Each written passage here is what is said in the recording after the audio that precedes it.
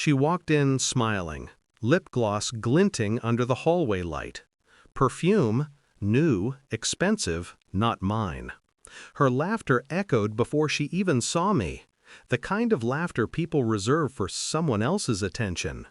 I sat in the dark, no TV, no music, just the clock ticking, each second slicing through the silence like a blade against skin. When she finally noticed me, she froze. The smile faltered, then tried to rebuild itself. "Didn't hear you there," she murmured, slipping off her heels, her tone too light, too casual. I looked at her, every muscle still. "You have 10 minutes," I said. Her eyes flickered. "For what?" "To sign the divorce papers," I whispered. "Then leave my house." She blinked, trying to process the calm in my voice. Not anger, not heartbreak, just finality. And then I said the one thing that hollowed the color from her face. "Your lover's wife will be here soon." That was when the smile truly died. It began 3 weeks ago. A message on her phone, hidden under a fake name, Nora. I had no reason to check, except intuition has a strange way of whispering when silence grows too comfortable. "Good night, my love.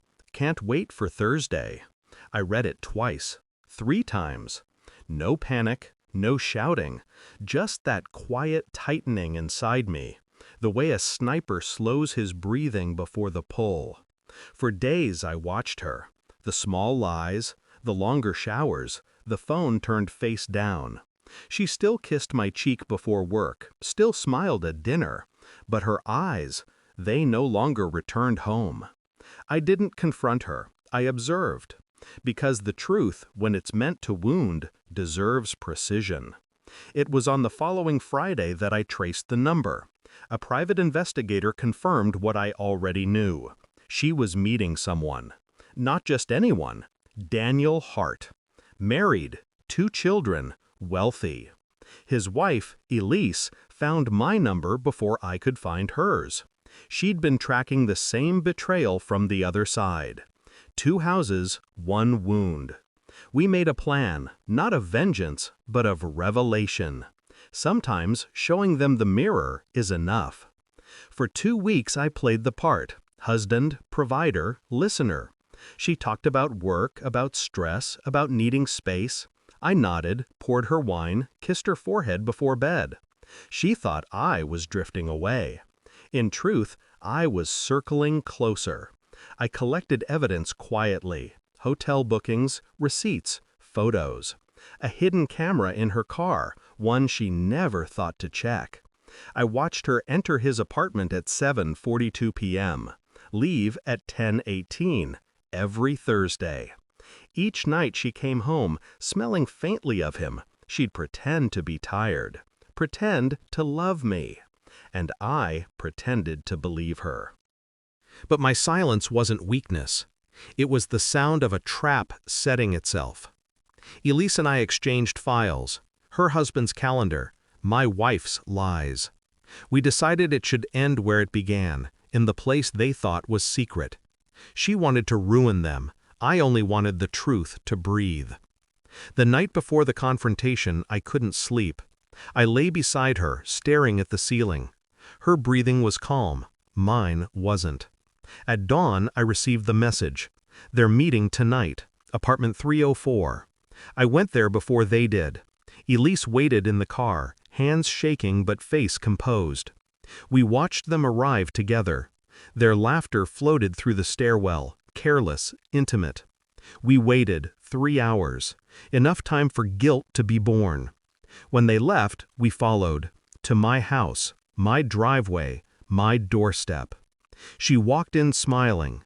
She didn't expect me home. She didn't expect Elise behind the wheel across the street. When I told her she had 10 minutes, she tried to bluff. "This isn't funny. What are you talking about?" I slid a folder across the table. Photos, timestamps. Her hand trembled as she flipped through them. Every lie she'd built laid out like an autopsy. Her lips parted to speak. I raised a hand. "Don't." The front door opened softly behind her. Elise stepped in, calm, elegant, terrifying. "I think," she said, "you owe both of us an explanation." The color drained from my wife's face as Elise walked closer. For a moment, I thought she might faint. But Elise didn't scream, didn't cry. She just placed her husband's ring on the table beside the divorce papers. "Sign it," she said, "to make it official, for both of you." Silence. Only the sound of her pen scratching against paper, her tears falling soundlessly. When she was done, she looked at me. "Please," she whispered, "it wasn't like that." I leaned forward slightly. "Don't insult me with mercy." Elise left first. Her part was done. Mine was quieter. I stood, walked to the window. "Take your things," I said. "You don't live here anymore." She didn't move, just sat there, shattered, the kind of broken that no apology can fix. I didn't offer comfort, just distance, because some lessons are best learned through silence. She left that night. The sound of her suitcase wheels across the floor was softer than I imagined. When the door shut, I sat back down, looked at the empty chair across from me. It was strange, how peace can sound like nothing. I didn't feel anger or sorrow, just the quiet awareness of balance restored. Later, Elise sent a message. "He's gone too. Thank you." I replied only once. We just gave them the mirror. Somewhere out there, they'd have to live with what they saw in it. I closed the lights, sat in the dark again.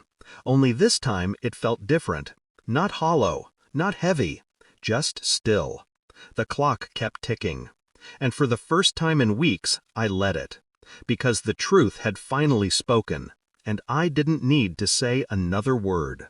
She thought she'd buried her secret in someone else's arms, but all she did was dig her own grave, right inside my silence.